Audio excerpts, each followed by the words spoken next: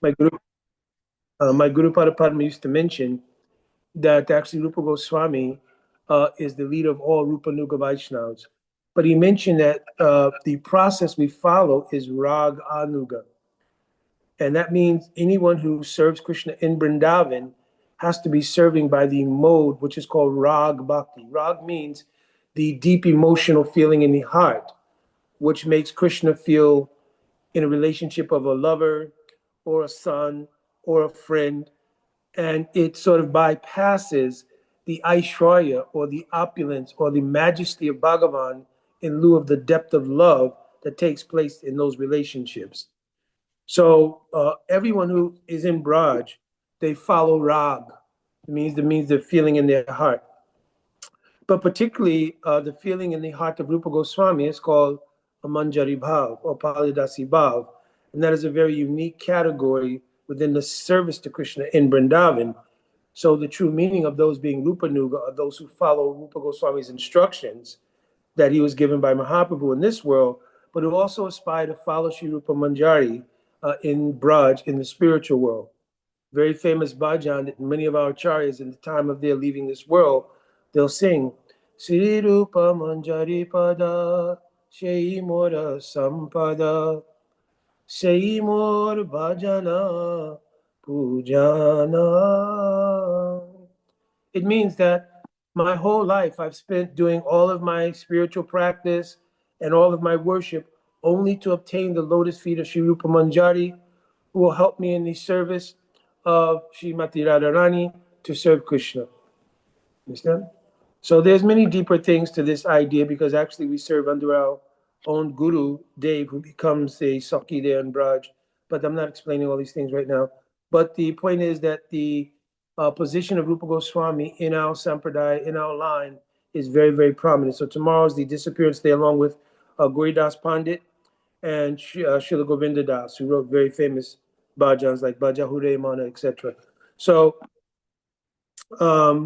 that's coming up. And then it's on the Thursday, the 27th, is going to be Baladev Purnima. And also on that day is Rakshabandhan. Rakshabandhan is on that day, usually brothers and sisters or family members will tie a rakhi. Just like at the end of the fire sacrifices, everybody remember who was there, how they tied a string around your wrist, which is a binding in a relationship around that particular thing. So Rakhi Bandhan or Rakshabandhan is that ceremony, and that will happen also on Baladev Purnim. Not everyone does, but it's there. It's also the end of fasting from green leafy vegetables. Big round of applause. But it is the beginning of fasting from yogurt on that time. So then there'll be 1 month of fasting for yogurt before we get to fasting from milk. So those are the upcoming festivals, of course. Krishna Janmāṣṭamī is actually on the 4th of September this year. So that's coming up on, it's going to be a Friday, the 4th of September. Obviously, there's fasting till midnight, and then, of course, Ekadasi preparations only. Everyone has to be mindful of their health as well, though. So I don't want any devotees who have any health considerations to do something which will be adverse to your health in an attempt to try to follow these vrats. The essence of the vrat is a heart situation. It's not just an external manifestation of following a vrat. If you're capable to fast until midnight and everything with no harmful effects or ill effects to your health, then no problem at all. But if there is something, then do what's necessary to keep your health intact and become absorbed in hearing and chanting. Every time there's Ekadasi or any of these days, that's what we should be doing. We should become absorbed in hearing and chanting. The essence of any of the vratas, vrata means the vows we take on these special days, is based around hearing and chanting and becoming absorbed. That's the essence of the vrat. Absorption is the essence of the vrat, not the physical manifestation. The physical manifestation should be a helpmate to becoming absorbed. All right. Before we get started on today's topic also, I did want to thank all the devotees who did come to the Bhakti Intensive and those who came by heart and were well wishes, but somehow or another could not come. I just want to thank everyone. The Bhakti Intensive, although we've been doing this for many, many years now, was really, really, it seems like it gets better each year. And where we lacked the participation of our regulars, because there were many things. Yes, that's true. So where we lacked, we lacked the participation of our regulars because some just could not make it because of various circumstances and so forth and so on. But of course, they were there. We dedicated it, of course, to our Indulekha Didi. So it was extremely special. And by that dedication, just so many amazing phenomena happened in terms of the atmosphere, the environment, the nature of the classes themselves, and the fact that also, whereas I was mentioning that we did not, some of our regulars could not make it, so many new people did come. So again, the participation balance was as it usually is in the Bhakti Intensive. We'll look at some considerations next year. I mean, I do like Massanutten for its logistics and everything, but some devotees are mentioning they would like to go back to South Florida as well. My only concern there has been the expense and so forth for going to South Florida. There's a number of things. One is devotees have to get both an airline ticket, then you have to rent a car, so forth. So if that's not difficult and somehow or another, by the time we're ready to do the next intensive, that's the general consensus. We'll look at that. All right, I don't want to go over time today because it's Ekadasi. I would like to have some more absorption in hearing and chanting as well. So we will begin our topic, which was that there is no other shelter but God. And basically, this was a semi-review of the Bhakti Intensive with a practical application. When I was preaching in Africa, in Ghana in particular, I saw an Ndinkra symbol, which is called Jinyami. The Jinyami, many people have seen it. You know, it's a popular symbol, but the symbol really, literally means, transferred into Shanti language, nothing but God. Some will say except God or nothing but God. So it's a complete encapsulation, just like the Omkara in our own tradition. It's a complete encapsulation that really there is nothing in existence but God. We went over how in the Chatuḥ-ślokī, the essence of the main scripture that we follow, which is Śrīmad-Bhāgavatam, pointed out these four main verses, which were spoken to Lord Brahmā in the beginning of the creation, as the evidence for this fact that there is nothing but God. So it's not only a philosophical idea, but it's a reality. So I wanted to synthesize those two things today. How we're not just looking at it based on the Chatuḥ-ślokī, I'll recite the verse in a minute here, but the practical manifestation of that is that the psychology, not only in the mind of devotees, but in the mind of every single person in the world, is that there is nothing but God. There is not a second reality. So just to go through the verses, the first verse starts in the second canto Śrīmad-Bhāgavatam in the 9th chapter, and it is verse 33. There are some prerequisite verses to that which explain the setup of getting to this point where Krishna will tell Brahma this important verse. Aham eva shameva agri nanyat satta sat param pascharaham yareis tachcha yogashisheta shoshmi aham. The word aham is mentioned 3 times in this verse. In Vedic cosmology, anytime something is mentioned 3 times, it means it's of super importance, right? It means it gives emphasis to a point. So by saying aham 3 times in this verse, Krishna who's speaking himself, the same Krishna who spoke Bhagavad Gita is directly himself speaking to the original creator, Brahma, who engineers this creation. He's telling him the absolute truth. One is that before, aham evasham evagri, means before this creation was manifested, I was already existing. And Jīva Gosvāmī Pad has mentioned that the word aham means I, but in the case of Krishna, it means I, meaning Krishna himself, his associates, his abode, his shaktis, headed by Srimati Radharani, the entire spiritual world. You understand? So the word I here, or aham, doesn't mean just Krishna alone. And he gave a analogy. If you were to say that the king is going out, no one would think the king of any place is going out by himself, right? We always consider that if the king is traveling or the president is traveling or something, there's an entourage, or any important person, there's an entourage which is accompanying that person. So in Bhagavad Sandarbha, Jīva Gosvāmī pointed this out, that aham means not only Krishna, but Krishna in the totality of his entourage, his holy dham, his associates, all of his paraphernalia, everything. So he says, before this creation existed, I, meaning all of the things I just mentioned, were already existing.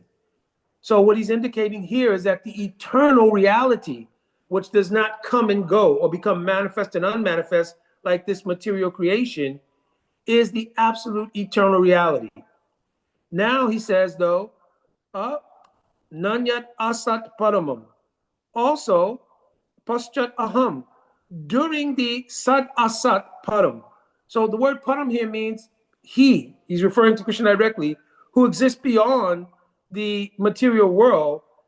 He also is present, sat asat, not only in the eternal reality, but asat means in the temporal manifestation, which is this material world. Every single thing we see is also Krishna. How? By his energy. Just like we described that every single thing in the material world, the scientists have mentioned, is made up of atoms.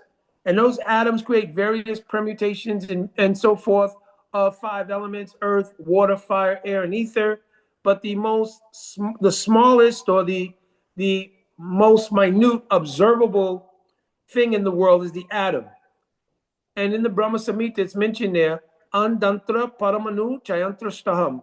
Krishna himself is the power in every atom. I mentioned while we were at the intensive that when scientists describe atoms in terms of protons, neutrons, electrons, they're just having observed something and given a nomenclature or name to it. It was there before they got there and will be there after they're gone. So actually Krishna is saying he himself is the energy that's in the atom. So if everything is simply the various combinations and permutations of atoms, that means everything actually is God himself. There is nothing that's not God. But how to understand that it's simultaneously God, but it's also God as his own individual personal reality, that will come in the 3rd verse. But the first thing is that we have to see that everything is God either directly in the spiritual context or by his energy within the material world. Even we ourselves, Mamam Vamso, Jīva-loke, Jiva Bhuta Sanatan, we're also an energy of Krishna called the Jīva-śakti. We're not independent. We're an energy of God. That is called the Jīva-śakti. That Jīva-śakti has a nature which is called taṭasthā-śakti. The word taṭasthā means a borderline. Like if there was a borderline between water and land, that line of demarcation that separates them is called the taṭa. The word sta in Sanskrit means to be situated. So the very intrinsic nature of the Jīva-śakti, means the energy of God called Jiva, is that it is marginal in nature. That means it has the ability to be influenced by either spiritual reality or by the material energy. Those Jīva-śakti, those individuals that find themselves in this temporary material world, going through one karmic iteration after another with one karmically produced material body, it means they have not yet been imbued with spiritual Shakti, but rather they've come under the influence of the material energy. And what is the material energy? Krishna describes it in Bhagavad Gita. Bhumirapo nalovayu kamana burevacha ahamkara ityame bina prakriti-astada. These 8 things comprise my separated material energy: earth, water, fire, air, ether, the mind, the intelligence, and the false egoism. It is the false egoism that makes us identify that I am whatever I am in a particular karmic iteration. My name is John Doe. I was born in this place, to this family, etc., etc. That identification comes from what's called the false ego. The Sanskrit word for that is ahamkara. So ahamkara is one of the energies of Bhagavan from his material energy. And that ahamkara bewilders the soul and makes it think it's a product of the material world. And therefore, whatever actions we perform in this material world produce a karmic pattern that we become responsible for in the next life, more activities, the next life, and on and on. And how long has this been going on? In scripture, it says from anādi. Anādi means time without any beginning. It did not have a genesis, right? And I've explained many times before, there's a very deep and special purpose to this. Now, our Srila Prabhupada, when he first came to the Western world, to explain the concept of anādi kal to devotees who had freshly come off the bandwagon of all kinds of drug, sex, and rock and roll. This is the 60s, you understand? Would have been a monumental task, really not achievable. So our Srila Prabhupada couched very wonderfully, very intelligently, very amazingly the nature of the Jiva sojourn in this world, very similar to the Christian theological idea, which we were all familiar with. We fell from grace, and after falling from grace, we are suffering in the subsequent condition of that. And now bhakti is a chance to be invited to the path of repentance in which we can then reestablish our position in grace. Now, we were very familiar with that narrative because most of us, if we didn't go to actual churches, we were familiar with the Christian theology. You understand? So for Srila Prabhupada to couch bhakti in those terms made it very easy for early devotees to understand the idea and importance of taking to the process of bhakti in order to sort of regain their spiritual footing. If he had tried to explain the Gaudiya theology of anādi kal bondage to people, why me? Why was I put here eternally? All these kind of things. Because there's so many things in the backdrop of that that would have to be understood. But the reality is mentioned in Śrīmad-Bhāgavatam, anādi avidya yuktasya purusha shavedatmanam, that the Jiva sojourn in this world is from anādi kal. The word anādi literally means, I'm explaining, anādi. Adi means a beginning. Anādi means no beginning. So why would that be? One is because, is the soul eternal or not? Yes. So there was no time when the soul didn't exist. So if it didn't have a prior existence in the spiritual paradigm, where was its existence? There's only two realities. One is the eternal reality of the spiritual paradigm, and the other is the temporal manifestation of the material world. You understand? So if his existence is eternal and he was not in the spiritual paradigm, it means he had an existence within the material world. Now, if you understand this clearly, does the material world, as I just mentioned earlier in the beginning, does it also belong to Krishna or not? Yes. So it's not that it's divorced from Krishna. We're like in some caste in hell being punished away from God. This material world, everything is also God. It is our illusory relationship with it that makes us think it's something else. And therefore, what does that is our tendency to want to enjoy the material world separate from its relationship to God. You understand? That's the problem. The problem is not the material world. The problem is not also with us, the soul. The problem is the bad combination of the soul thinking, I have an independent posture to enjoy the material world void of its relationship to God. That's the problem. I've given the example many times. There are chemicals that you can take, and when they are separated, they're very benign. But if you put them together, the reaction from the two chemicals mixing causes an incendiary reaction or even an explosive reaction. So in the same way, when the souls mix with the material world under the conception of enjoying it independent of God, that's where misery comes from, that's where illusion comes from, etc., etc. But when the jiva realizes, oh, this world, ishavashamidam sarvam, it belongs to God, and postured themselves, I'm also belong to God, and uses the things in this world to serve God, then the very nature of the soul manifests itself. One of the three features of the soul is that it is ananda. It is already naturally happy. It certainly doesn't have any misery in it. I've often spoken from the Paramatma Sandarbha of Jīva Gosvāmī. He mentions that the very nature of the soul is called dukkha pratiyogito. The word dukkha means misery. Pratiyogi means the exact opposite of it. So the soul is the exact opposite of misery or suffering. There is no misery in the soul. You understand? But that only is realized when the Atma gives up the idea, I'm independent from God. So that's this second line, Nanyat Sat Asat Param. Pascharaham Yaret Satsha Yovashishetu Shosmiyaham. After this temporary creation is dissolved, at the end of Brahma's day, there's a partial dissolution. At the end of Brahma's life, there's a complete dissolution temporarily. At that time, Krishna says, I also remain, because the spiritual world is eternal. Now, a very important fact is, if we look at the material world only in relation to the jiva, we miss a huge portion of why the material world exists. If you ask 9 out of 10 devotees, what is this material world? They'll describe it as a prison house, as a place to rectify the wayward souls who've left God. But actually, this material world is also one pastime of Krishna himself. It is called the Srishti-līlā. Srishti means creation. Why does Krishna create this particular temporal arrangement? Because there are many pastimes performed by Krishna in this temporal environment that do not take place in the eternal environment of the spiritual world.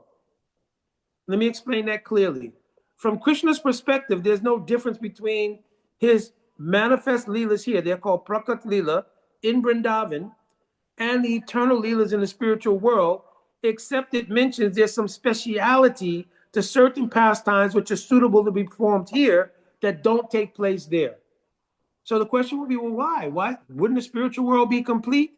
But you got to keep in mind, from Krishna's perspective, when he descends to this world in Vṛndāvana, is that the spiritual world or not? Somebody answer, yes or no. Krishna's descent to this planet in Vṛndāvana, is that the spiritual world or is it material? Spiritual.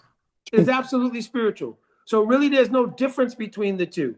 So there are unique pastimes which are performed here. I'm giving a mundane example. It doesn't wholesale cover the concept, but I'm giving an example. There are people who own a summer home and then they have their regular residence.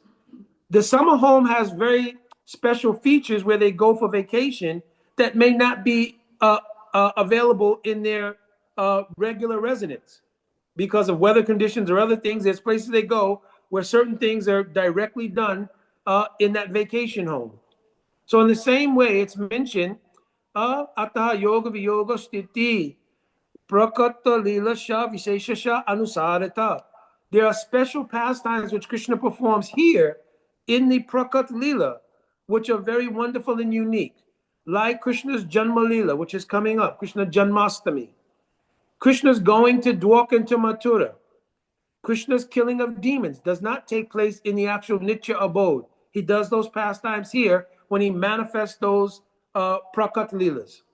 Understand? So very many unique things. And as we go deeper into the theology here, those things begin to make sense. But actually, that's a deeper subject matter. So I want to stay on point, and I don't want to lose the fact that what I'm trying to convey is the importance of seeing that the only shelter we have is God. When I get through, hopefully that will be clear. So then the next thing tells the devotees, listen, rite aratam yat pariyeta na pariyeta chatmani tadvyaratmano mayam yatabaso yatatamaha.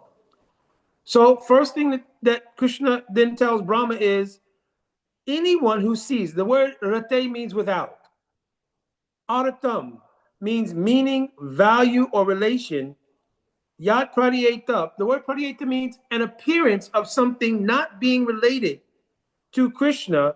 He says, tadvyat atmanomayam. You should understand it to be a feature of Māyā. Māyā has many meanings, but in this context, Māyā means an illusion.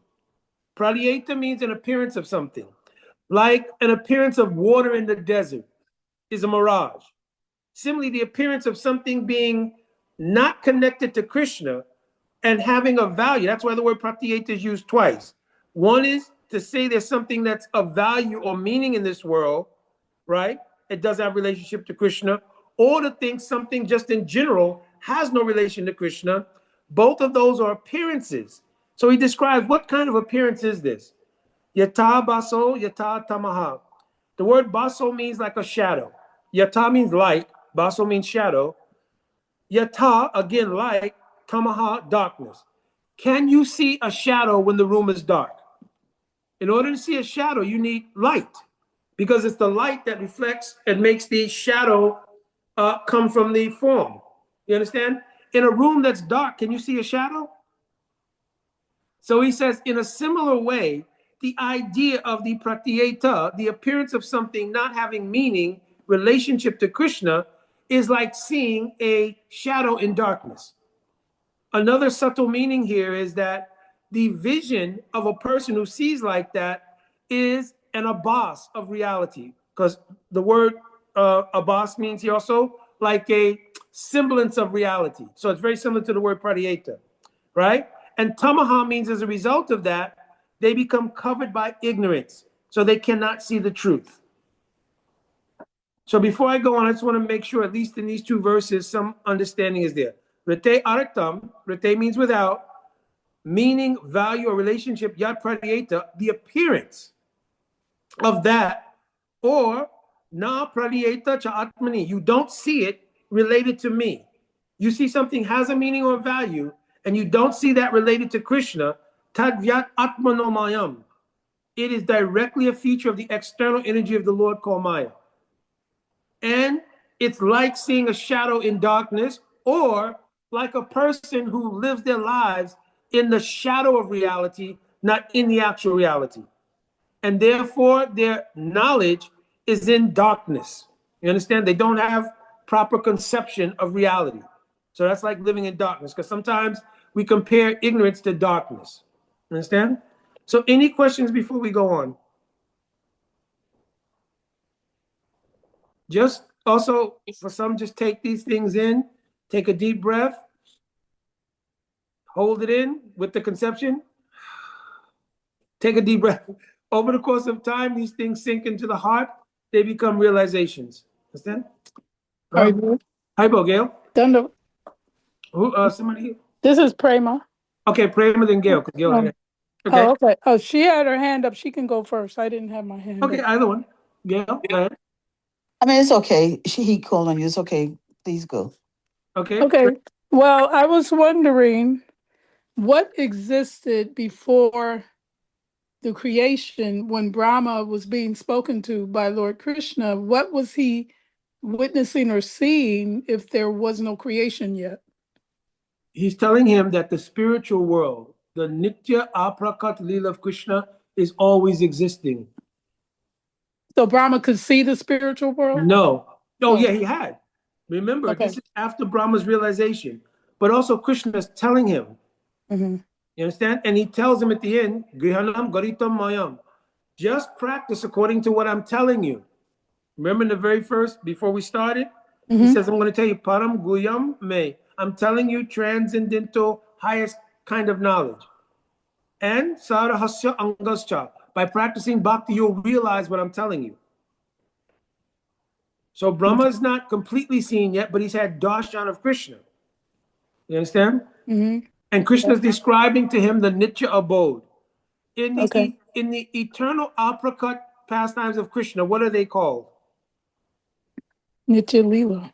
Nitya-līlā. What happens in the Nitya-līlā?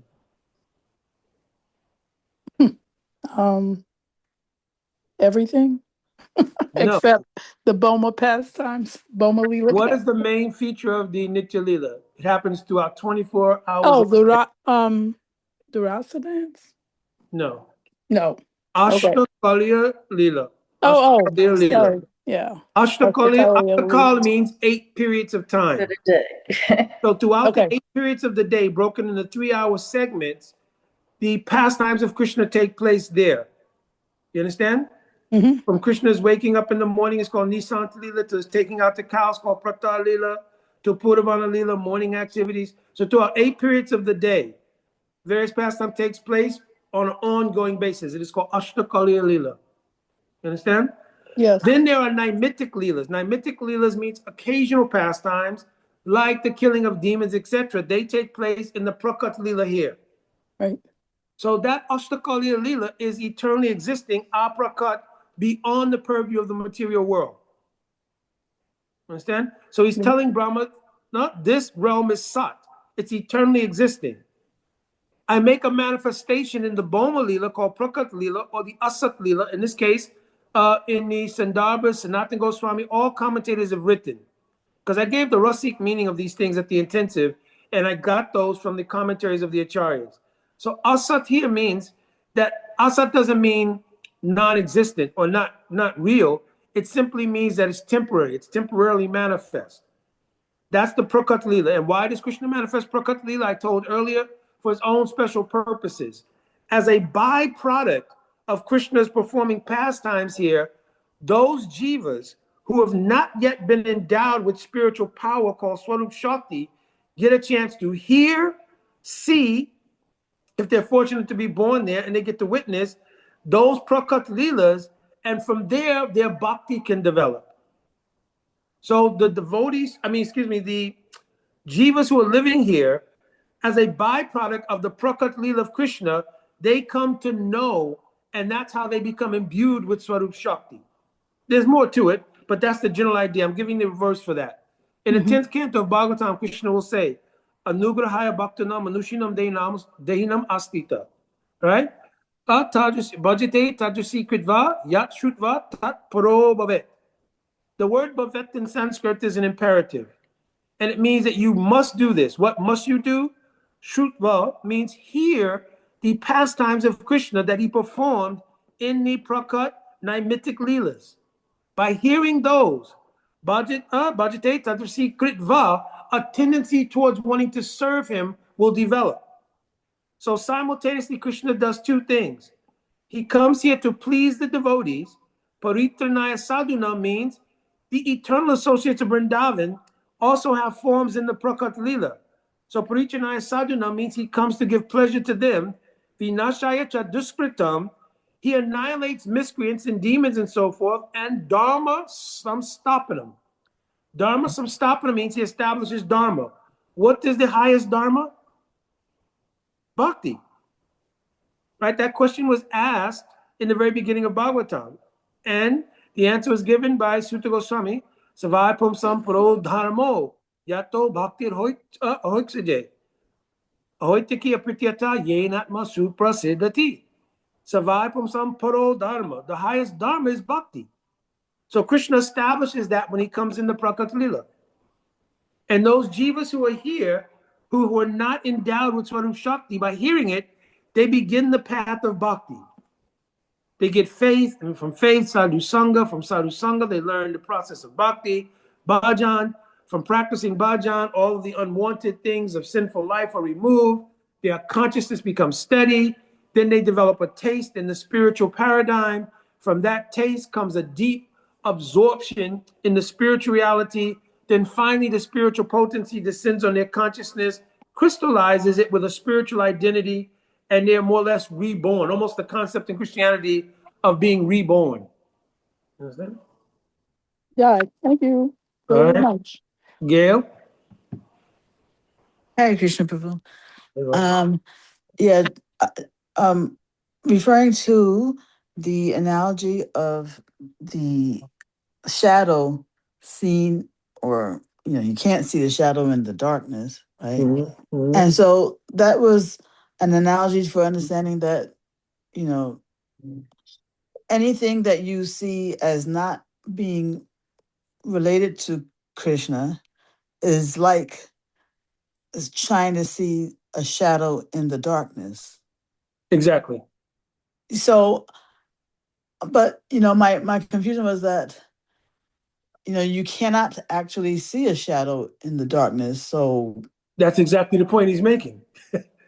So that means there's nothing that's not related to Krishna. If you're trying to see that, it's like trying to see a shadow in darkness.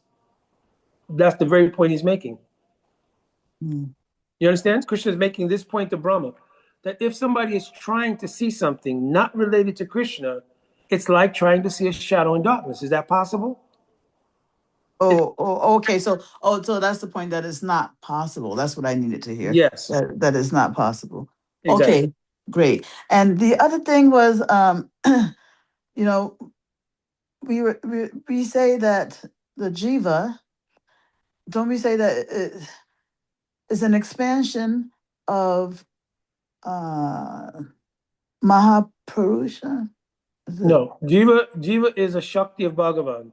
They come into this world via the glance of Maha-Viṣṇu, who is a Purusha avatar.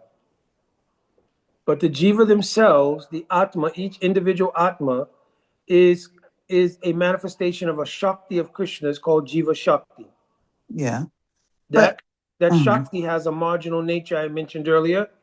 Some of those Jīva-śakti are fully imbued with Swarup Shakti. They're called Nitya-siddha. Some are anādi baddha, means they had no beginning in this world, but eventually they also, because intrinsic to their nature of being Das of Krishna, eventually they will also be endowed with Swarup Shakti. One of the Leelas of Krishna is the pastime of making that happen. Yeah, but I'm referring to this because I think we've even said it in this class that the jivas, that are the conditioned souls of this world, they have their origin in Maha-Viṣṇu, or No, the jivas are an eternal reality. I mentioned that. I quoted. no, they're eternal, but right. I was hoping you would understand what I was referring to, because it's something that we do here, and I thought we even said it in this class. You don't have any idea of what I'm talking about? No, I mentioned, I'll try to be clear, then I got to move on to Vṛndāvana. But listen, so the jivas are Shakti of Bhagavan that we've established. That Shakti is eternal. Yeah. The creation is a temporal manifestation that goes and comes. When the temporal manifestation is being manifest, then the Jīva-śakti comes from the glance of Maha-Viṣṇu into the womb of Durga Devi in this world. The glance of Maha-Viṣṇu takes a sort of vitiated composition, or a vikar, which is called Shambhu. That Shambhu is a form of Lord Shiva that meets with Durga Devi. So it represents the impregnation of the jivas in this world through the yoni of Durga Devi. It's not that that's the origin of the Jīva-śakti. That is the process of the what's called the sarga, the creation. The visarga is Brahma's engineering of the creation. He doesn't create everything.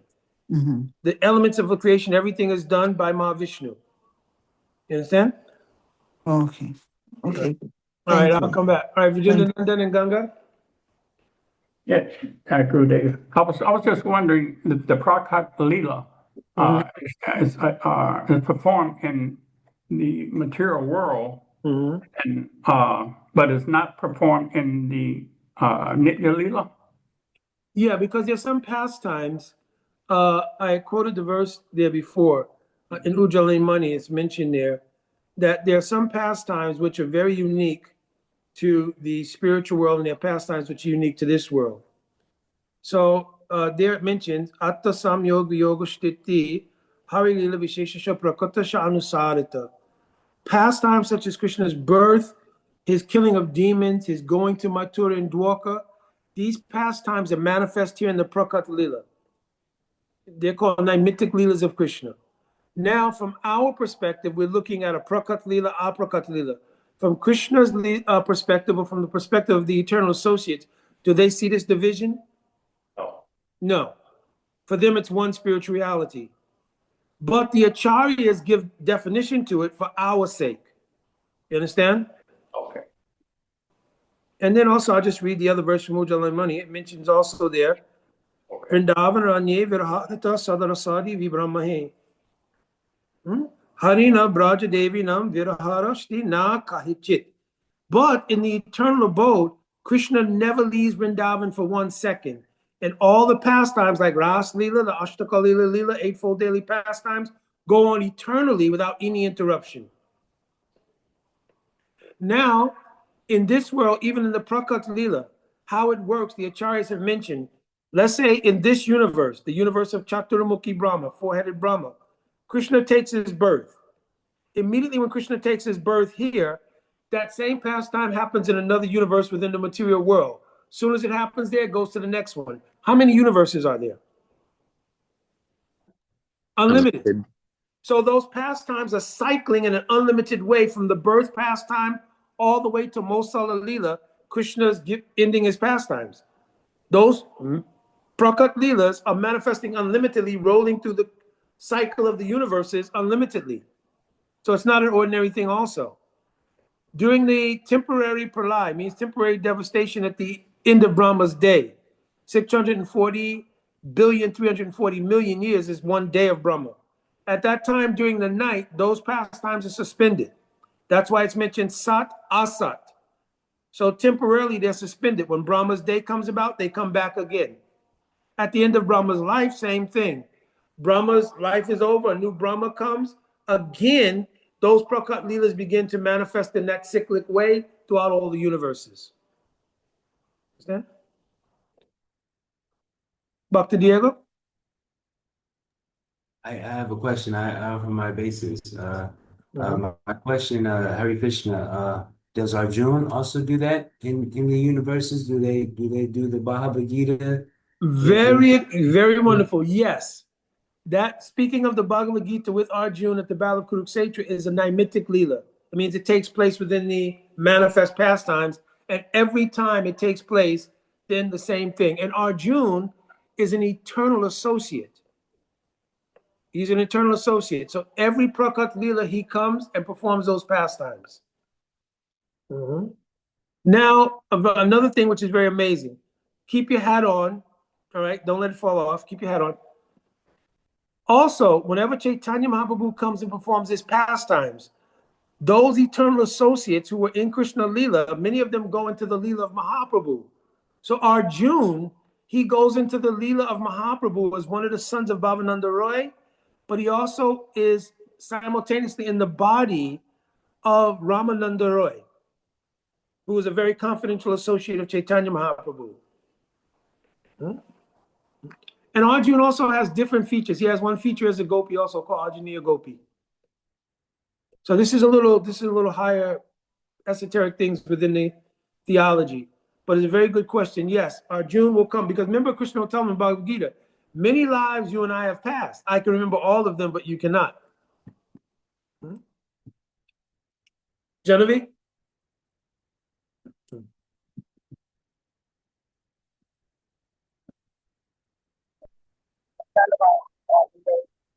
Just so I'm clear, you're saying so Krishna don't never leave Vṛndāvana, and because of the multiple universes, everything is a continuous cycle. Your audio is not good, Jamuna. Yeah, I can hear you, but it's a little. Try again. Can you hear me okay? I'm sorry, I'm at work. I can hear you. I'll repeat it if necessary. Go ahead. Okay. So you're saying that Krishna never leaves Vṛndāvana. Correct. Because he never leaves, and there's multiple universes. Everything is a continuously flows. So it's like saying Krishna, he's there, and then but he's not there because multiple things are still happening in other places. Yeah, so what happens is, let me repeat the question first. She's asking, since Krishna never leaves Vṛndāvana, in the Prakat-līlā, when they're cycling through various things, how is that working more or less? Right? Is that the question? Yeah, how is that working? Because it's cycling through many different places. So the idea of Krishna never leaving Vṛndāvana is based in the Nitya-līlā. That was the verse I just read from Ujjwala Mani. Now, okay. All right, I'm going to make an announcement pretty soon. One of our devotees, their child just came, right? So we'll mention that very shortly. So, but very quickly, shout out to Devananda Prabhu in Tulsa. He just had a son, Caleb, right? So we want to bless the family and everything. That, of course, that Caleb will grow up as a great devotee, and I'm very happy for everyone. Jai. Jai, Hari We were kind of waiting on this. And also Krishna Dev. Krishna Dev also, his daughter was born just recently also. So we definitely want to send a shout out to also Krishna Dev and Ebony on their second daughter. Haribol. Yes. Krishna. Yes. Jai, Haribol. Haribol. All right, so in this way, Krishna never leaves Vṛndāvana in two ways. One is in the Nitya-līlā. Secondly, even in the Prakat-līlā, when Krishna purportedly goes to Mathura and to Dwarka, that's considered by theology to be an expansion of Krishna called Vasudeva. The original form of Krishna always stays in Vṛndāvana, but the appearance of his leaving takes place because his appearance of leaving creates a separation mood. The separation mood is a very big part of love itself. Like we have this saying in the material world, absence makes the heart grow fonder. So in the spiritual world, the reality of that is that separation nourishes the meeting of Radha and Krishna. So na vina vipalambena sambo pushni ashnute. The meeting of Radha and Krishna is nourished by the separation. That separation has many forms. When Krishna goes to Mathura and then on to Dwarka, it is called Sudura Pravas. Sudura Pravas means when a lover goes to a distant place for a long period of time and comes under the control of others. I'll give a mundane example here. It doesn't fully encapsulate, but it gives an idea. If any husband and wife are married and they're in the military here, what happens many times is that the husband or the wife may be deployed for even up to a year or sometimes 2 years to a particular place. So over that 2-year period, how much mood of separation grows between them? They're only communicating by letters, sometimes by phone call, sometimes by text or FaceTime or something else. You understand? So this distance creates a great deal of separation. So when he or she returns on a particular day and you meet them at the airport, what is that like? You understand? So that is one of the elements of rasa. Rasa means how love flows between meeting and separation. You understand? So Krishna's expansion goes there, and Krishna has the idea, I'm a prince in Dwarka. That is called Vasudeva Krishna.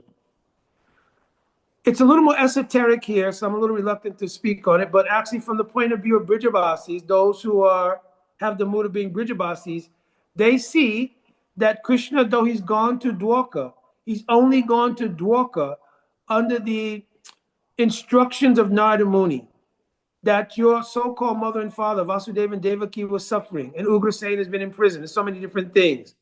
So he feels obliged to go there. You understand? But while he's there, he also suffers great separation. He does not eat. He does not sleep well. He cries nightly, thinking about the Brijabasis. And the Brijabasis are always thinking about him. You understand? For instance, when Krishna wanted to marry Rukmini, Krishna wouldn't do it. He said he would not marry her. She sent a letter, said, I'll give up my life. When she sent a letter to Krishna saying she would give up her life, then messengers came back and told the Brijabasis what's happening. And the Brijabasis thought, even the gopis thought, well, if this young girl will give up her life, right, because she loves Krishna that much, what kind of ill repute will come on Krishna's name that he did not oblige her? He's there as a so-called prince, but he would not accept her, and she gave up her life. So all of the Brijabasis sent back a message that, yes, you should marry her. This is why Krishna agrees to marry Rukmini. Understand? There are many deep esoteric things here. I don't want to get off track here. But Rupa Gosvāmī writes one book, 2 books actually, called Vidagdha Madhav and Lalit Madhav. They're a combined poetry describing this phenomenon. And it describes there that the whole pastime in Dwarka is meant to prove the superiority of the parakya, the unwedded love between Radha and Krishna in Vṛndāvana. That's the whole reason this pastime takes place. You understand? So these are more esoteric topics, and we'll get way off our subject matter if we get there, because I'm trying to get to the practicality from day-to-day life of thinking that Krishna is everything. Chandrika? Janavi, was that okay? Where'd she go? She may be still muted out. Oh, she might have dropped. All right, she'll probably come back on. Yeah, she might have dropped. Yeah, she might drop. Okay, Chandrika? Hari Mukunda Das Adhikari. Can you hear me? Yes. Okay, good. Okay, yes. So when you were speaking about how the jivas are created from Krishna's energy, which is the Jīva-śakti. Can you explain how, whether or not that means that we are actually Krishna himself? Like, because we're created from Krishna's energy called the Jīva-śakti, does that in turn mean that we are actually Krishna? Funny you should ask. Got a verse for you, which is the 3rd verse of the Chatuḥ-ślokī. Yatat mahalini bhutani bhuteshu chavatvaishrunu pravishtani apravishtani. This is an important line. Pravishtani apravishtani taṭasthā-śakti natveshvaham. Krishna is saying that even though I exist in everything, and everything is my Shakti, pravishtani apravishtani, I am not also directly in everything, only by my energy. Taṭasthā-śakti natveshvaham. I don't actually become everything in the fact that I lose my own identity. So the idea that the Jīva-śakti, because it's one of the Shaktis of Krishna, is not acceptable. Because you cannot say that a particle of sunshine is the sun. The genesis of that particle of sunshine is the sun. You understand? But you can't say that the particle is the sun. In the same way, Krishna's own eternal identity as being the origin of everything and having his own separate swarup or existence is always maintained. You understand? In other words, he's saying, though I'm manifesting it, and so now this third verse is actually the philosophy of Chaitanya Mahaprabhu called Achintya Bheda Tattva. And he's describing here what is called Shakti Parinamavad. It means Krishna is everything by the expansion of his energy. I gave the example at the intensive. If you walk into someone's house and see the decoration, and it's really amazing, you're experiencing the energetic manifestation of that person, correct? Correct. Is that person the paint on the wall, the wallpaper, the furniture? No.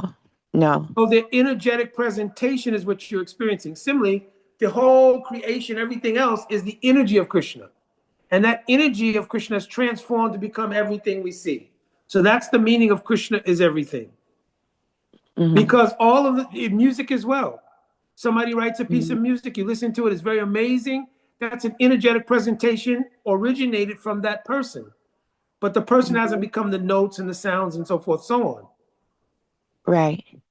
Yeah, so it's that way. So this third verse expresses that while Krishna manifests in everything, and he gives the example, because he gives a simile for everything Krishna is giving to Brahma. So he says, Yata Mahatani Bhutani. Mahat Bhut means the 5 basic elements, or the Mahatattva, which is the 24 elements. They keep their identity like earth, water, fire, air, and ether is the basic composition of everything we see material. Am I correct?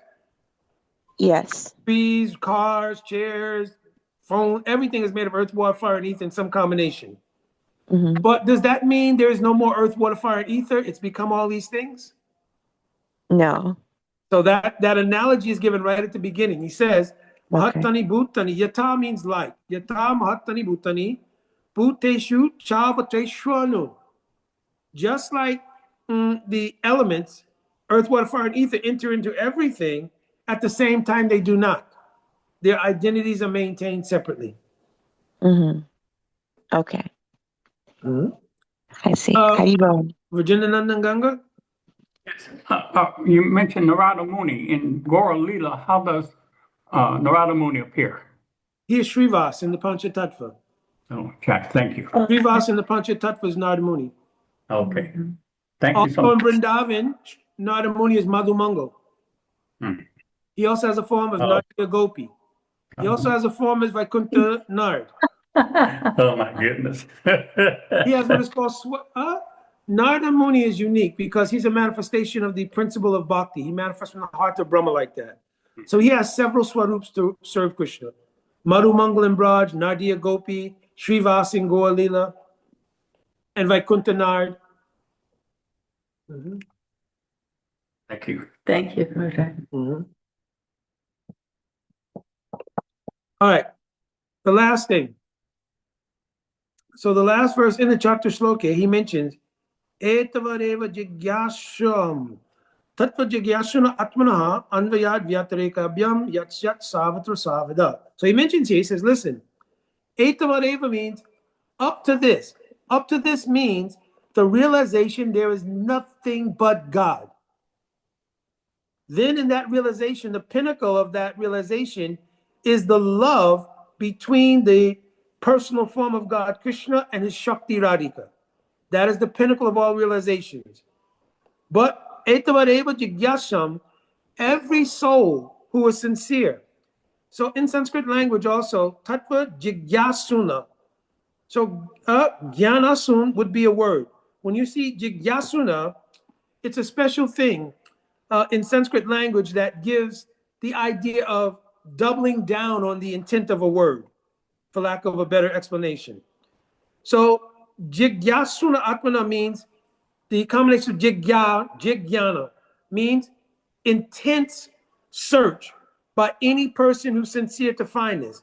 That can only come First of all, by a devotee. So jigyasuna atmanaha means that person who has the double down intensity of the search for the truth up to the point of Krishna praying.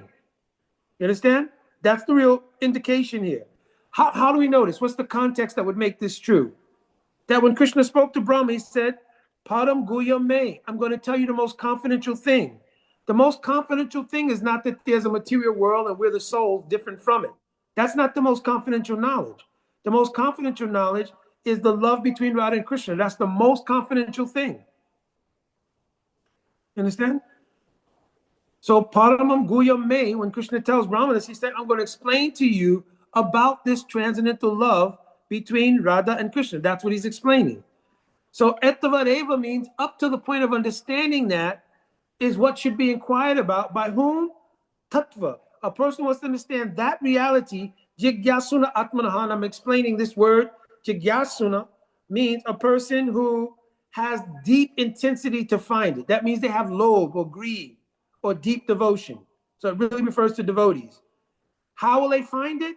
Anviyad Vyatareka Byam Yakshat Savatra Savada.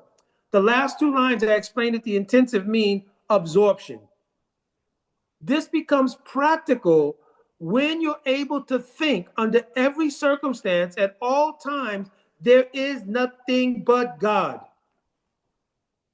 And it's the times when that becomes difficult, when we're going through some problems, some pain, we're going through some challenges. That's when it becomes difficult to think that, but that's the time when we have to be jigyasuna atmana, deeply devoted to being absorbed. There is nothing but God, and we're searching for God up to the highest point of Radha. You understand? That's the practical application of the Chatuḥ-ślokī, which is what I want to get across today. It's not just a philosophical idea, it is the reality. There is nothing else. And sometimes devotees will get into the idea that my material world problems and things are something I have to work out, and then I'll practice bhakti as my religion. This is not a religion. This is life. It's reality. So there is no separation. If you see there's a separation between my material existence and spiritual existence, we're back to the first verse. Yata baso yata tamaha. It's like seeing a shadow in darkness. It's illusory. You can't separate material from the spiritual. Whose energy is the material energy? Under whose direction is Māyā working? Krishna. Who are we part and parcel of? Krishna. There's nothing else. So you have to stop thinking there's something else, like there's a material thing and then there's my religion and bhakti. No, there's only God. Whenever there's any reversals in life, it's difficult. But answer the question, what else do you have? What's the alternative? I found out I lost my job. My lover left me. This thing, that thing. What's the alternative? It could be Sade and ice cream, or it could be there's nothing but God. That person wasn't meant for me. Understand? I'm cracking jokes in the middle here, but you understand? So we have to have that mindset because that's real, and there's no way around that reality. So if we feel intense pain or intense suffering due to any reversals in the material world, you understand? What else can you take shelter of?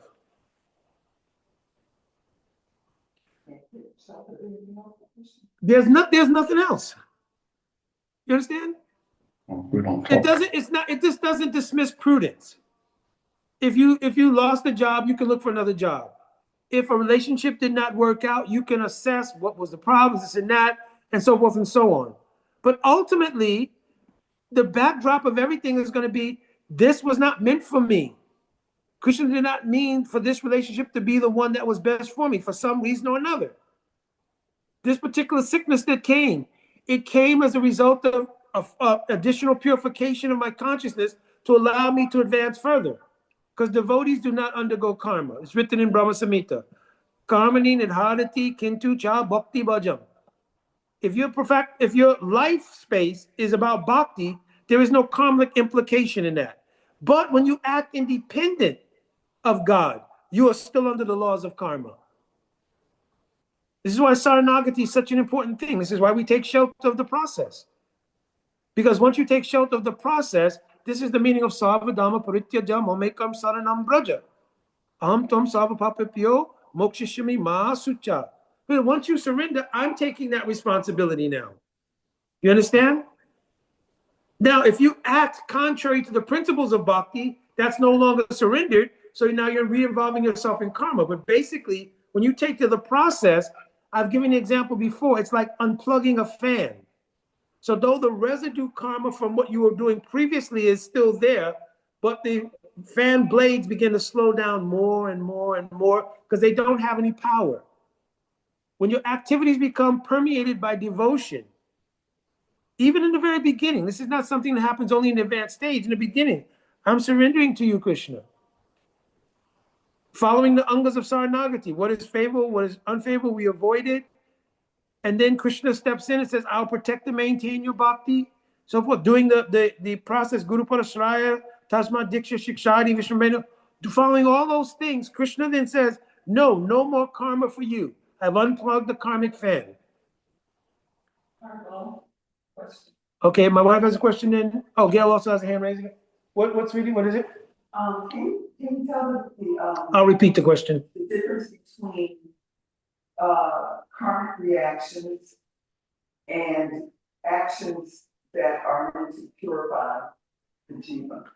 Very good question. My wife is saying, how do we differentiate between which actions are karmic reactions and which actions are meant to purify the jiva? This is a wonderful question.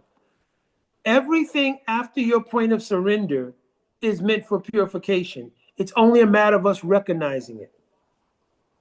This is embedded in one verse. Tate anukampam sushamikshmano bunja evatma kritam vipakam.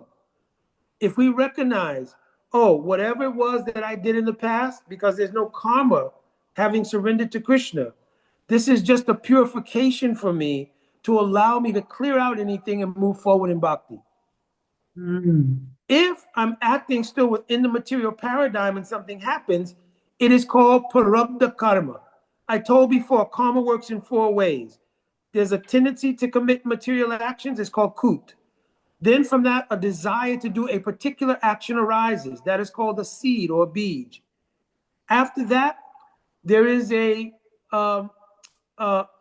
bank account, which is a setup for you, karmic bank account, so to speak. That is called aparabdha karma, where the reaction is not immediate, but it's in the account to be divvied out later on. Then parabdha karma means when the maturation of that action has taken place and you receive the results of it. Once you surrender to Krishna and the fan has been unplugged, any residue of that karma comes, but its purpose now is not, It's not punishing, it's purifying. You understand? So Krishna may minimize it and just give a token of it in order to purify the devotee's consciousness, also create exactly what we're talking about here, a greater dependence on, I don't have any more persons in this world to turn to except you, Krishna. You are my everything. You understand? So it engenders that kind of mood of, I don't have anything else. You understand? So that's the difference between the sort of retribution karma, so to speak, which is self-inflicted, or purification that's coming from having been surrendered in bhakti. All right, Gail?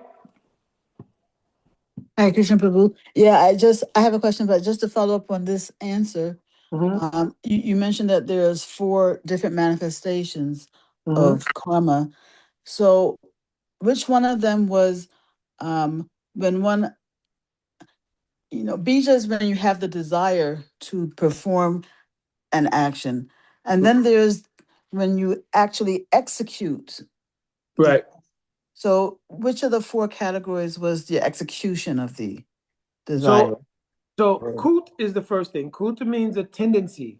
It means when we don't have a shelter, a spiritual shelter, the influence of the material energy continue to come. And when they continue to come, they give rise to the habit of acting outside the domain of what's favorable to bhakti, or even the idea of independence from bhakti. Then a bij, a particular desire, rises in the heart. And then the whole sequence of that is mentioned in Bhagavad Gita, Jyayato Vishayam Pumsam Sangasteshu Prajayate, etc. says contemplating that desire, gradually it comes to the level of execution. I go ahead and do that particular thing.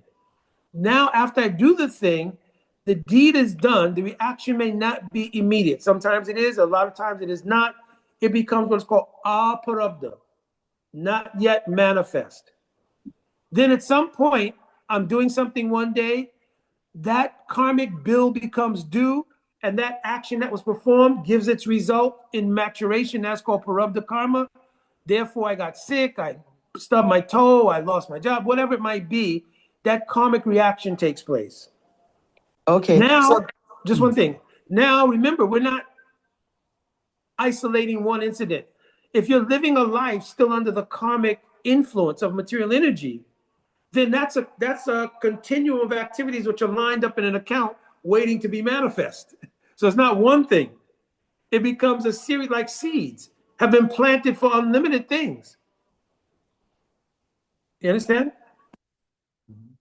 no. Okay. So we don't have a single desire. I want chocolate ice cream. That's not the only thing that comes in your mind every day. There's unlimited thoughts that flow through the mind each day. They're like unlimited seeds. Some of those seeds are planted as an action we want to take on them. Also, those are not singular. I want to do this, I want to do that, and gradually those seeds come to fruition when we take action on them. The karmic reaction to that is not immediate. So you have a stockpile of actions that you've taken which haven't come to fruition karmically yet. Understand? Yeah. Yes. Yeah. All right. So therefore, the acting on a desire, that's part of bija. Yes. Yeah. That's the mature fruit of the, like when you plant the seed, gradually it manifests a fruit. Okay, and would you say that another word for kuta is propensity? You know, I haven't. Yep, no harm. Great synonym. Okay, so back to my original, the question that I wanted to ask originally was, you know, as we were saying, there's Krishna is the backdrop for everything, right? Is everything. And he is everything. Right. So, you know, we were given different examples of, you know, maybe I lost a relationship, I lost my job. So many things could happen in our life.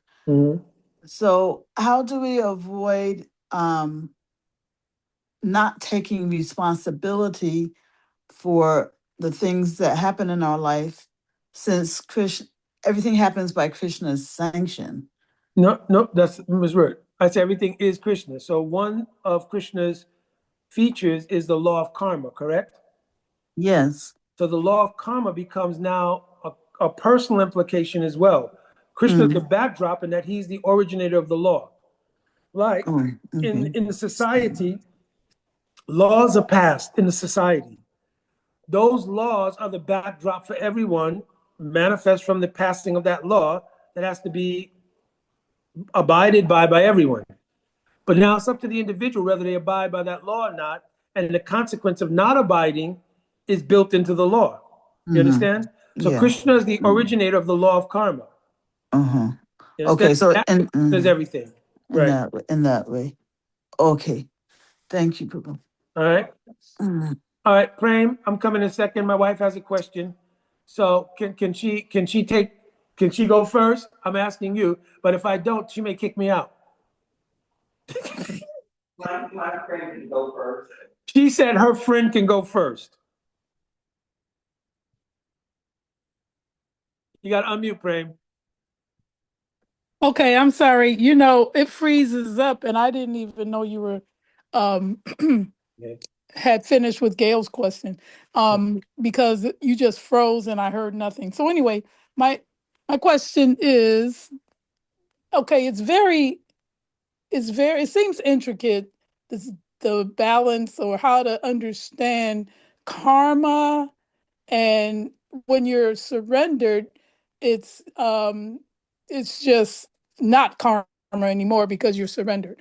But we know that different terms have connotations according to time, place, circumstances who's using them. Like devotee could mean someone who chants and someone who comes to the temple, or someone who reads the Shastras and favors Lord Krishna and the devotees. But devotee also means pure devotee. So when you say surrender, if we're surrender, we're not getting karma, then I think you might have been touching on it in Gail's explanation. That means that to the point that we're still operating as not totally surrendered, we're going to get karma. Is that a correct understanding? Because there's surrendered and then there's totally surrendered. You know what I mean? So how do we understand? Is it like a gradation, a gradual? It's like some karma's there because our surrender isn't pure. Should we understand it like that? Yeah, one thing is that the nature of surrender is in our purview a practical thing which has been laid out by the acharyas. So the acharyas say it starts with a desire. I want to surrender to Krishna. I want to give up my propensity to be the proprietor, the doer, etc. within relation to the material world, and I want to establish my dasattva, means my real identity as being the das of Krishna. That process is called surrender. So the first thing is the desire. The second thing that happens is acting on that. The action takes two forms: anukuyasha sankalpa, pratikuyasha vibhajanam, accepting what is favorable and avoiding what is unfavorable. The practical manifestation of those two principles is laid out by Rupa Gosvāmī. Guru-pādāśraya taṭasthā-śakti vishvambena guru seva sadhu vatmanu. Surrendering to Guru, who's the agency of Bhagavan in this world, the agency of Krishna in this world, accepting diksha, because diksha is really what is called initiation per se. Harinam is also initiation, but it's beyond initiation, because Harinam is independent of any rules, regulations, etc., etc. They're favorable things for chanting, but it's not bound like the Diksha mantras are. So here it describes Diksha as the process of initiation, receiving Siksha in the initiation process, developing Visramba Seva towards Guru, which is a whole nother class, and then following the path laid out by the previous acharyas. Then there are 64 angas of bhakti, which are then spoken on by Rupa Gosvāmī after those initial stages, which are, after being surrendered, one tries to practice. Those 64 are distilled to 9. The 9 are distilled to 5, which is sadhu sangha, nam kirtan, hearing Śrīmad-Bhāgavatam, mentally or physically residing in Vṛndāvana with the idea, I am a Brijavasi, and then serving the deities, or internally, if you've developed maturation, serving the manifestation of the deity in your heart, right? So those are the things which are described as surrender. The very beginning, Guru-pādāśraya, is the shelter from the material energy. You understand? Because at the time that you do Guru-pādāśraya, at that time you're making the pronouncement that I'm surrendering to Krishna, because the agency of Krishna in this world is Guru. Sakhya-rasa samashta-shastri. We're singing every morning. You understand? So that shows. So at that point of surrender, Krishna then says, oh, this person is mine. You understand? So now Krishna's claimed that person. So now the material energy backs off. That's the unplugging of the fan. Right at that moment. At that very moment. Māyā says, now that person is in the hands of Krishna. You understand? So now if the person under the shelter, Guru-pādāśraya, the shelter of Guru, who's the agency of Bhagavan in this world, they go on to follow the instructions of Guru, etc., do all these things. Then, through the agency of Guru, Krishna's providing protection for them. Now that fan unplugging analogy, the fan of karma was unplugged. So now the power to be punishing in effect has become purifying in effect. Let me give you an example. In prison, there are two different kinds of things that go on. There is punishment and there's rehabilitation. Am I correct? You can surrender to either one of those facilities while you're in prison.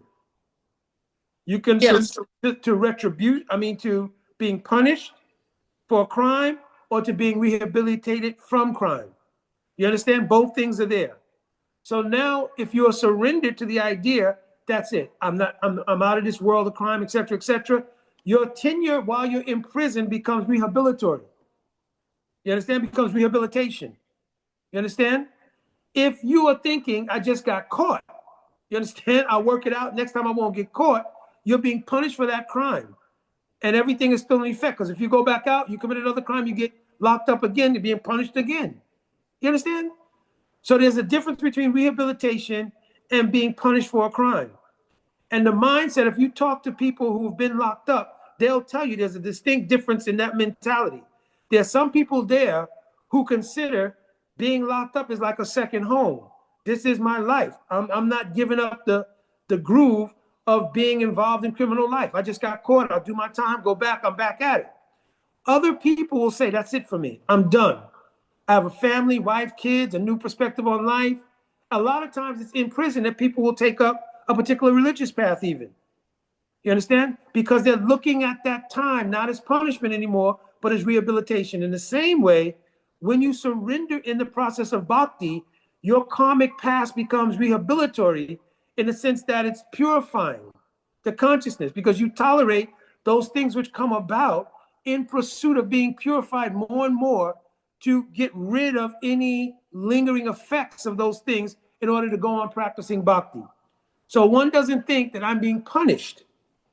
You understand? He thinks I'm being rehabilitated.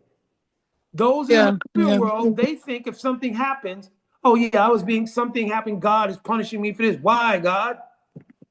You understand? Now, my wife had a question. Thank you, Mohini, for letting me go first. Thank you, Prabhuji. Mm-hmm. Also, my question was almost identical to Frank's, but I wanted to. I'll repeat the question. I wanted to know that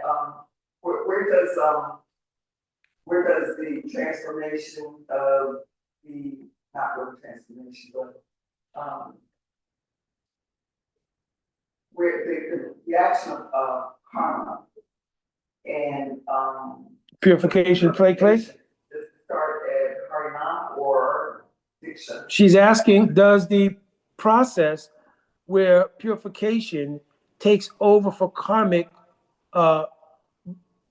reaction, where does that take place? It takes place right at Harinam. It takes place actually, the beginning of it is in prapatti, which means the desire to surrender.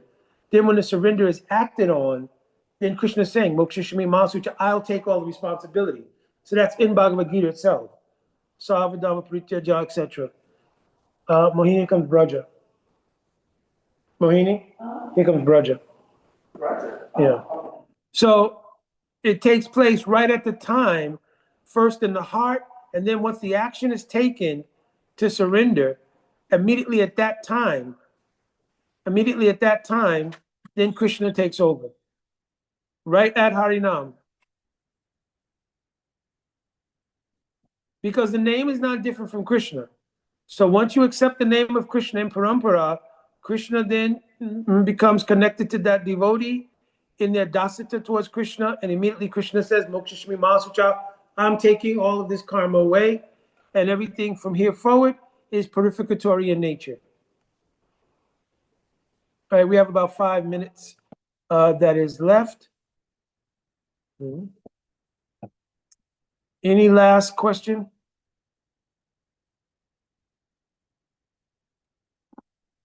You say that, your wife was speaking about when certain things take place, this karmic reaction, and it's eliminated at Bhajan.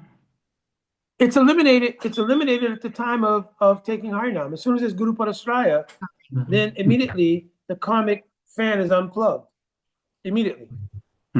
Gurudeva said like that. Now, the residue of the fan's blades, in the same simile, they begin to move slower and slower and slower. So if you put your hand near the fan, you won't feel the same effect as you did when the fan was fully empowered being plugged in. You could feel some slight breeze coming from the fan now. In the same way, some slight reaction comes. Krishna says those who tolerate that, tate anukampam sushamikshamano, when that is tolerated, it is purificatory in nature, not punishing in nature. You understand? And therefore it has the effect of helping the consciousness to take more shelter of Krishna and become further developed in bhakti. Suitable. Okay. Genevieve? Genevieve, you have to unmute.